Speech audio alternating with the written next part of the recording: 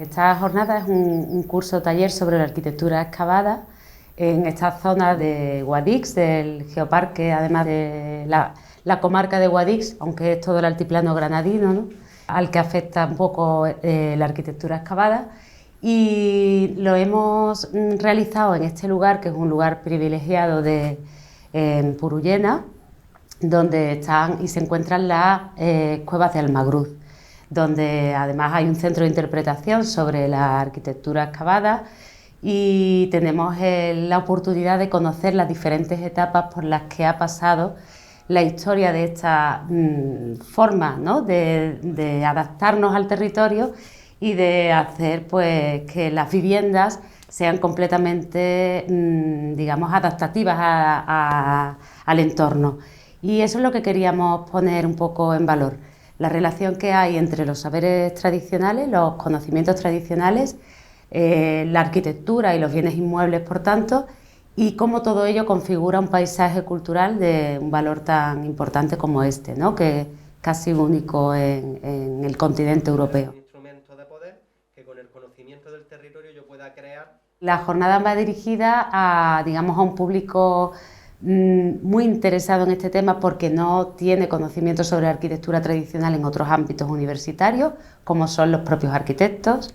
El manejo de las técnicas constructivas tradicionales es algo poco tratado en el ámbito académico y, por tanto, la formación que se hace desde el instituto y las asociaciones que colaboran en esta línea son muy importantes para formar o complementar la formación que hay en el ámbito de la arquitectura, también en el ámbito de los aplicadores y constructores y, bueno, del oficio de la construcción en general, que han perdido en parte estos conocimientos tradicionales, pues porque ha llegado pues todo el proceso de industrialización, etcétera, etcétera. Y bueno, pues nuestra intención es recuperar y dirigir estos cursos a estos sectores, pero también, por supuesto, a gestores del patrimonio desde todas las disciplinas, la arqueología, la antropología, por eso está la Asociación Andaluza de Antropología, que es la que, digamos, de alguna forma, la antropología ha puesto en valor la importancia del patrimonio vivo y del conocimiento tradicional para darle sentido a todo el resto. Resultado esta iniciativa que desde hace ya mucho... Participan profesores docentes de la Universidad de Granada que colaboran en este curso como coordinadores desde el punto de vista científico, ellos desde el punto de vista más historiográfico, la Asociación Andaluza de Antropología que colabora en la gestión y en la coordinación del curso y, por supuesto, el Instituto Andaluz de Patrimonio Histórico, que es quien lo organiza. Estas jornadas también tienen que ver con un reto social y ambiental importantísimo en la actualidad, que es la lucha contra el cambio climático.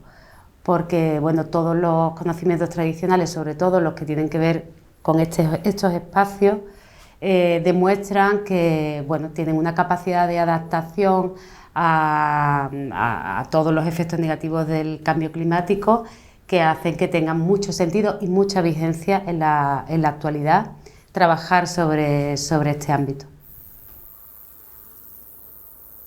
He nacido en una cueva y luego a los 10 años me fui a vivir a Guadix, pero nunca hemos estado ya desconectados de la casa de campo y de las cuevas, porque veníamos en vacaciones o en verano, siempre hemos estado en el mundo cueva.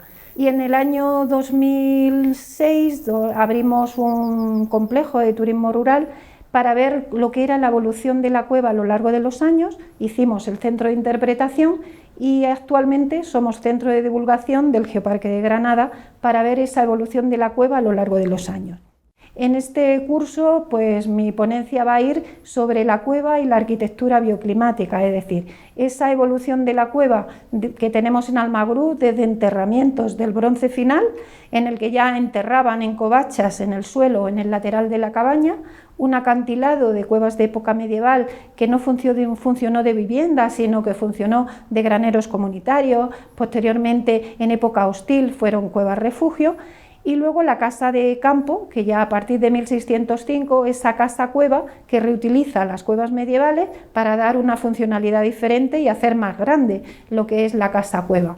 La cueva ha pasado por diferentes etapas, eran viviendas de agricultores y de gente humilde que con sus propias manos excavaban la cueva y era su forma de vida, pero en las cañadas, en los cortijos, no había escritura, el señorito, el que tenía arrendado, no había arrendado el terreno, pues teníamos esas cuevas donde tú podías alojarte mientras que estabas viviendo ahí, pero luego no había una escritura que te dijera que la cueva es tuya.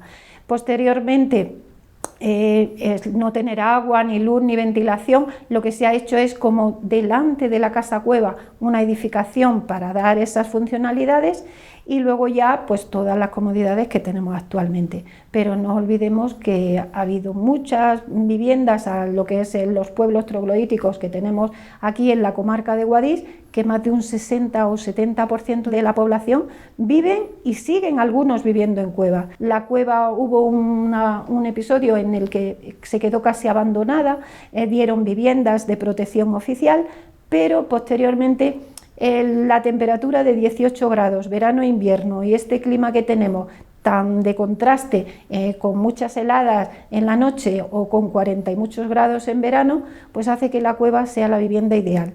Entonces la gente ha vuelto a su cueva, ha dado o ha cubierto esas necesidades que no estaba y actualmente pues está considerando pues lo que es un hábitat ya de arquitectura bioclimática, ahorro de energía, de calefacción, de aire acondicionado y durmiendo pues con un silencio que es especial.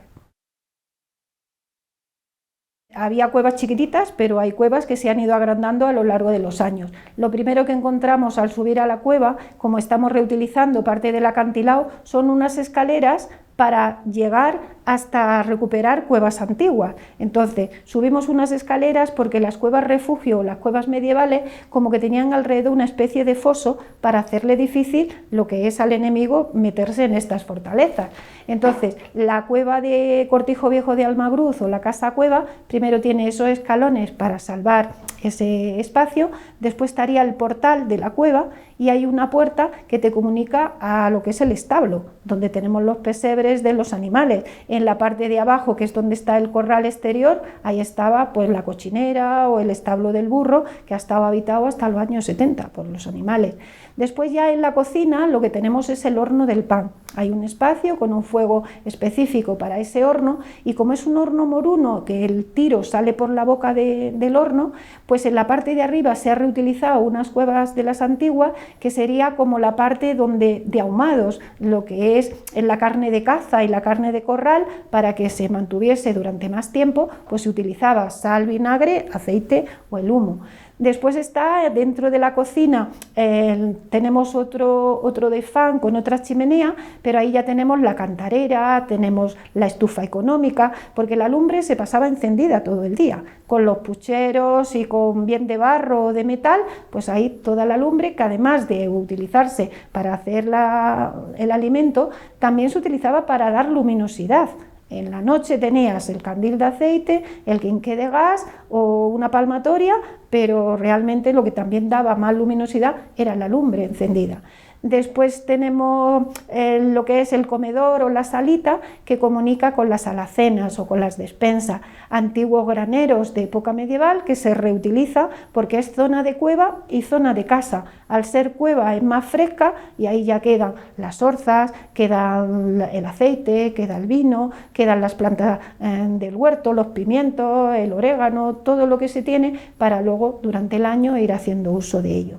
Después pasaríamos a la zona de dormitorios y en los dormitorios y la zona de costura, que es que tienen una ventana y entonces ahí tenían la máquina de coser, los bastidores y todos los útiles para el lavado también dentro de casa con su artesa y con la tabla.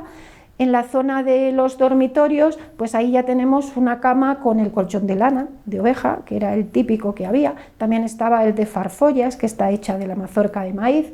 Está el quinqué de gas y luego ya, como no había agua corriente, pues estaba la zafa y estaba la palangana. Y también debajo de la cama pues estaba el orinal, porque el corral estaba pues como bastante alejado de lo que era el dormitorio.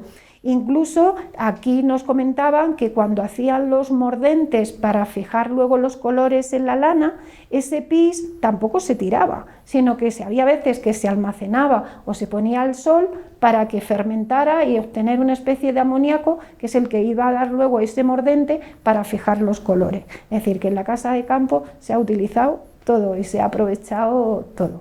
Luego ya podemos ver también que en la sala de costura tenemos una comunicación en el techo que comunica con los diferentes niveles que tenemos arriba en el acantilado. Aquí ya en época más contemporánea se ha utilizado tipo buhardilla, las cosas de matanza que se utilizaba una vez al año, pues para arriba. La escalera que existe entre una y otra que sube muy arriba nos está indicando cómo estas fortalezas o estas cuevas refugio se utilizaron cerrando con esas piedras de molino para dar más seguridad cuando iban subiendo a los siguientes niveles. Aquí tenemos en la zona de los establos, por ejemplo, tenemos un catre que también fue una cama donde dormía el gañán. El gañán lo que hacía era pues estar arando con el buey o con la mula todo el tiempo, y también luego los pastores, pues había pastores que estaban reutilizando las cuevas medievales que vivían aquí dentro de estas cuevas, y muchas veces por la comida y tener cubierto un techo para vivir. Entonces aquí vivieron las familias que ellos les arrendaban los terrenos, y entonces donde estaba ese aperador o esa persona que iba a estar al cuidado del campo. Mi bisabuelo trabajó para esta familia, y entonces desde hace ya pues muchos años conocíamos lo que es el Cortijo Viejo de Almagruz.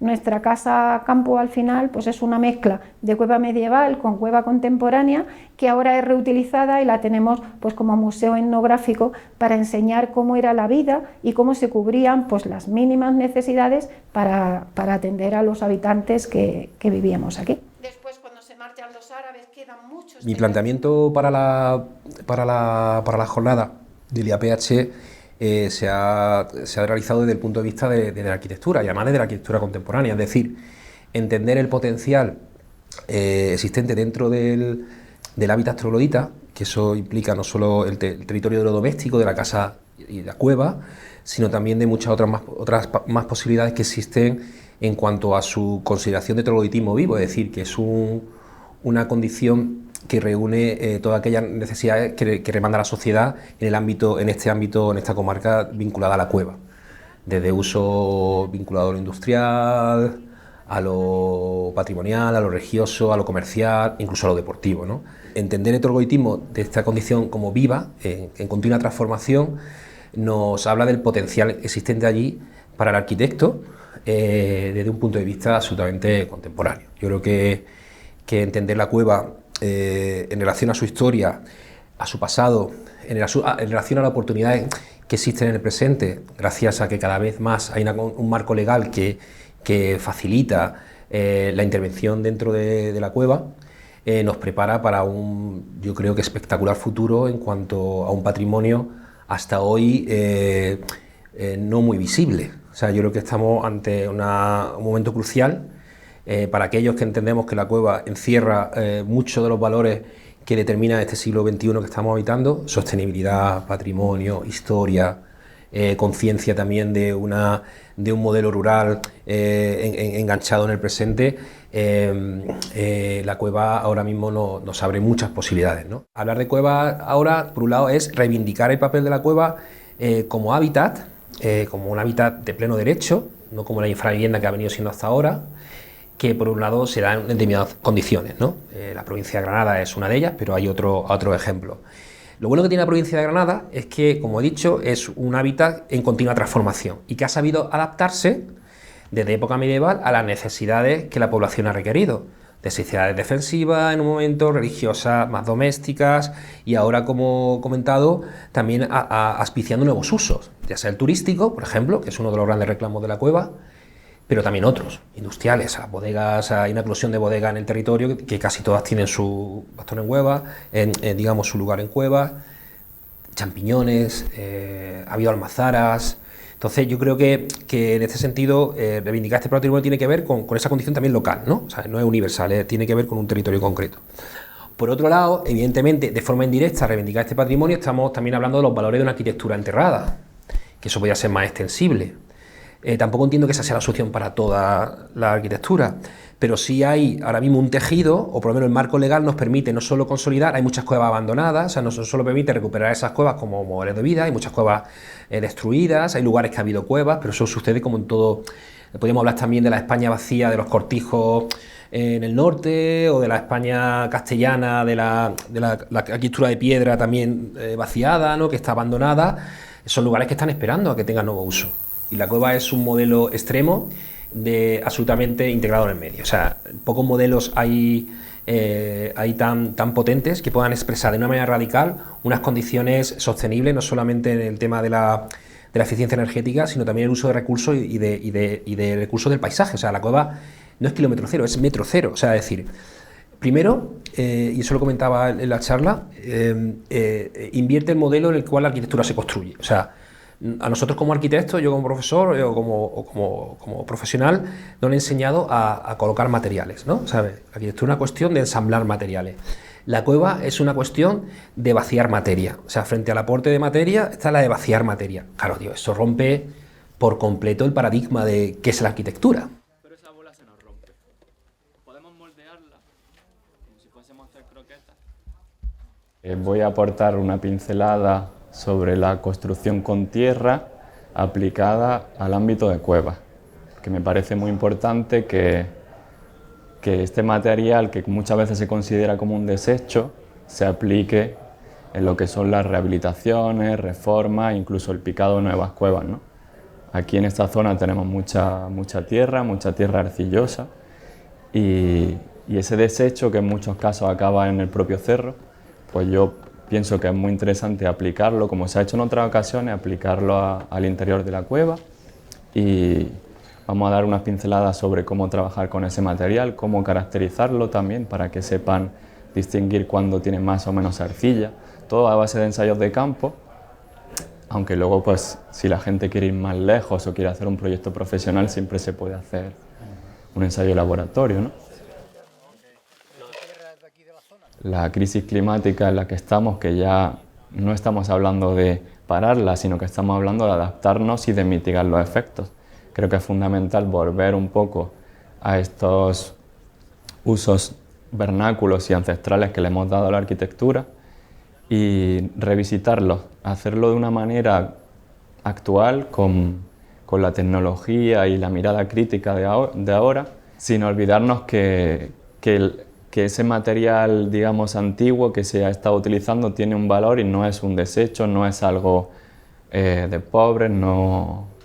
Quitarle un poco de todas esas capas de prejuicios que podamos tener al respecto. Las ventajas, a mi parecer, son múltiples. Por un lado tendríamos ventajas puramente medioambientales, como puede ser el hecho de que estamos usando un material que es disponible local, que no tenemos que aportar en muchos casos otros materiales externos, como es el hormigón o como es el ladrillo. Es cierto que se utilizan cuando son necesarios, pero en muchas ocasiones la cueva perfectamente puede resistir incluso un terremoto sin necesidad de añadir nada más. Entonces estamos reduciéndolo a la esencia, utilizando el mínimo posible de materiales. Eso por un lado. Y por otro lado tiene las ventajas medioambientales más de confort. El hecho de utilizar la tierra y estos volúmenes tan grandes de tierra con estos muros y estos cerros tan grandes, lo que ocurre es que tenemos una protección muy fuerte frente al calor y frente al frío. Y además es un material, podemos llamarlo material, ¿no?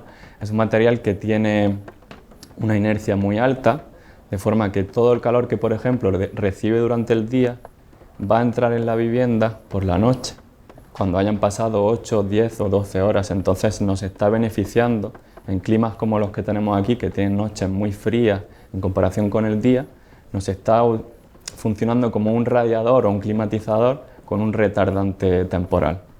Y eso, a mi parecer, son unas grandes ventajas, ¿no? También la gestión de la humedad. Las cuevas que son arcillosas permiten gestionar muy bien la humedad por el propio componente de la tierra, ¿no?, que permite el intercambio de vapor, con lo cual estaríamos creando un espacio también salubre, ¿no?, con un alto grado de salubridad. Y luego ya, si queremos finalizar esa cueva con la cal, pues es un un añadido más que está beneficiando en ese confort, en esa calidad y en esa estética, ¿no?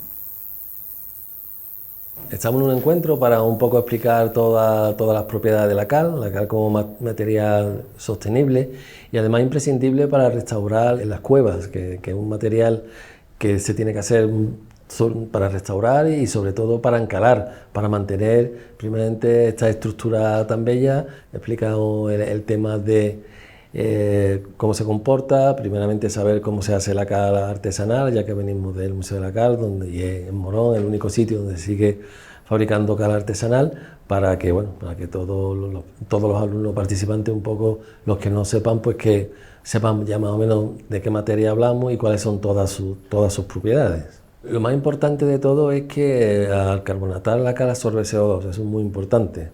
Por ejemplo, el cemento pues no absorbe CO2, además se cuece a una temperatura mucho más alta, a 500 grados más que la cal se cuece a 900 grados. Yo creo que esa es una parte muy importante, pero después bactericida, ignífuga, repele, desinfectante, o sea que eso es un producto que tendríamos que usarlo. La cal es el mayor desinfectante conocido en la historia de la humanidad. La bioconstrucción, la cal es otro material totalmente imprescindible totalmente, porque todas las construcciones están hechas de hace 200 años atrás, que no existía el cemento, todas las construcciones están hechas con cal, ahí se pueden ver todas las propiedades.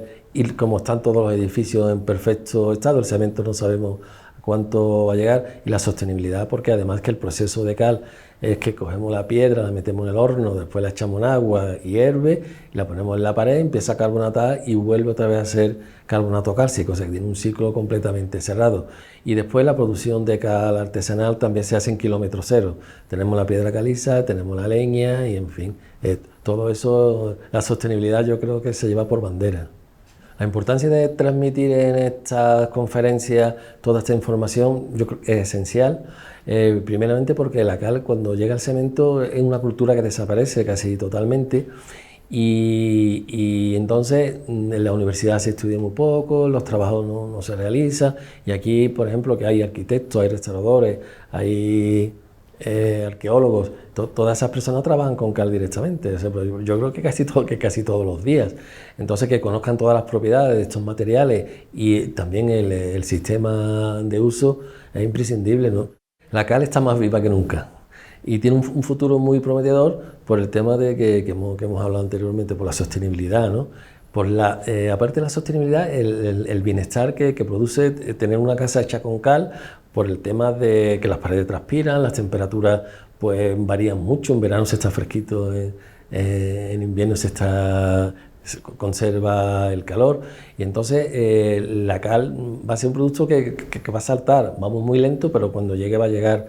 Ahí sí es cierto que la cal artesana queda poco, solamente queda el resto que se está haciendo en Morón. Yo creo que esto se va a llegar a más, y después tenemos las cales industriales. Hay muchas fábricas de cales industriales, y en España pues tenemos un montón de fábricas industriales que producen mucha cal, que también se están utilizando para restauración y para obras nuevas. O sea que la cal vamos a tener que contar con ella a la fuerza. Las cuevas necesitan, para preservarlas, algo más que ser un buen picador, que no había muchos ya. Cuando yo empecé, el último estaba casi, de los que había por la zona, estaba casi jubilado, casi, ¿no?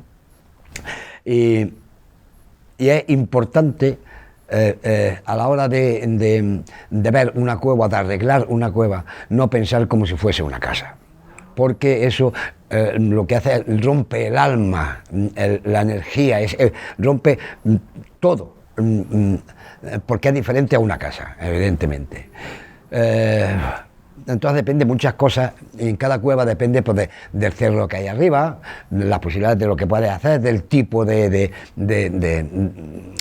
arcilla que hay, porque cambia mucho de un sitio a otro, ¿no? Hay capas de arena, capas de tal, las capas de arena no son malas, la gente se asusta mucho cuando ve una capa de arena. Por cierto, la arena lo que hace es que deja transpirar el terreno, y hace que se abran menos madres. Las madres son esas rajas que hay en todas las cuevas de arcilla. es importante de que evidentemente no se puede pensar como en una casa, ¿no? Y yo he metido algunas innovaciones mías porque no me gusta, ¿cómo te diría yo? Como realmente la gente quiere, porque, y lo entiendo, porque antes como era un hábitat de los pobres, ¿no? Pues no pensaban en ciertas cosas que ahora sí empezamos a pensar, ¿no? Que sea, lo más importante es la seguridad, ¿no? Y hay unas leyes en las cuevas que no es cuestión de coger y abrir y ya está, ¿no? Hay una de las más importantes es que todo el peso que incide sobre un punto plano lo ejerce sobre ese punto, pero cuando hay curva lo envía hacia los lados. Eso es una ley ¿no? Y es una de las leyes más importantes de la cueva. Entonces tienes que saber, depende del tipo de terreno que sale, depende del cerro, si es más grande o menos, o sea, el pie que tienes que dejarle, el pie donde descansa la bóveda de las habitaciones que vamos a hacer, ¿no? Y luego está el pie de la parte de fuera, que es el pie del cerro también, es el más importante. Pero si comprendes y sabes cómo funciona, yo me comunico con el terreno. No sé si esto va a parecer un poco raro, ¿no? Pero es una forma de hablar. Sientes, ves y vas actuando conforme el terreno sale, ¿no? Hay un terreno más débil, te sale algo que no prevés, hay relleno por las circunstancias, y entonces tienes que saber actuar conforme el terreno te dice que debes de hacerlo, aparte de tu técnica, ¿no? De lo que quieres hacer, ¿no? Es una escultura, o sea, es un vaciado del terreno, dándole formas para que sea habitable. Tenemos un problema de la historia, no nos lo ha contado todo, nos lo ha contado de manera incompleta y olvidándose de una parte muy importante de la población, básicamente, que es el de las mujeres. Entonces, a través de analizar con mirada de género, es decir, qué papel tienen los hombres y las mujeres, ese papel, digamos, desde la cultura que hemos ido acogiendo todas las personas, analizar dónde estaban. Me voy a focalizar en unas décadas, que son las décadas 50 al 70, en el franquismo, y voy a plantear una serie de problemas que tenemos con la historia y utilizando el espacio de la cueva. Lo que vamos a reivindicar es que cuando las mujeres salían del portal y de la placeta que todas las cuevas, a la mayoría de cuevas, acostumbraban a tener, entre espacio público y espacio privado, donde ellas también están, a partir de ahí la mujer transita, se desplaza para todo. Y esto es lo que creo que es importante que rompamos, es decir, las mujeres estaban en el espacio doméstico y privado, sí, pero también estaban en el público y haciendo de todo, haciendo trabajando porque se iban a las zonas, digamos, de más población, en este caso pues iban a Guadix o a los pueblecitos, también se iban a los cortijos a trabajar de sirvientas, básicamente el tema del servicio doméstico, donde las mujeres, porque las que vivían en las cuevas, sabemos que en esas décadas eran las con un poder adquisitivo muy pequeño, pues ellas se iban sobre todo a servir, ellas dicen a las señoricas y a los señoricos, ¿no? Pero hacían muchos otros trabajos y las mujeres también trabajaban en el campo. En toda esta zona las mujeres se han movido mucho porque primero iban a trabajar a los campos y cortijos de los alrededores, pero después se iban desplazando. Muchas mujeres han ido a Almería, se han quedado en Almería, lugares donde tenemos los invernaderos, se han ido a Murcia, han ido a Cataluña, han ido a la vendimia a Francia y a veces han estado épocas, iban unos meses y volvían. Otras se han quedado y se han establecido allí las familias y otras, como han podido, han optado porque han pactado con el resto de los miembros familiares, han pactado decir, pues yo me quedo, pero tú eres el que te vas a trabajar. Tenemos la idea de que normalmente era el varón o los hombres los que primero se iban. Si allí donde se establecían veían que tenían posibilidades, luego iba el resto de la familia. Eso es así, pero las mujeres también han emigrado solas, y sobre todo las mujeres jóvenes. ellas han estado yendo y viniendo y han estado guardando el espacio y a la familia, pero muchas veces se iban, a veces se llevaban a los hijos y a las hijas, otras veces esas criaturas las dejaban con los abuelos y sobre todo con las abuelas, que eran las que se quedaban en esa estructura y manteniendo esos valores y esos niños que a veces no podían seguir a los padres. La historia se repite y además parece que no aprendemos, ¿no? Y siempre la peor parte continúan siendo las mujeres las que cobran los salarios más bajos y sobre todo, y yo creo que es un tema interesantísimo, y precisamente este fin de semana grupos de colectivos inmigrantes, sobre todo también de asociaciones de mujeres inmigrantes en Guadix, van a, vamos a decir, celebrar o concentrarse para reivindicar también y para hacerse ver, es decir, trabajamos para las familias, siendo cuidadoras, para el servicio doméstico, pero las condiciones laborales dejan mucho que desear, son penosas.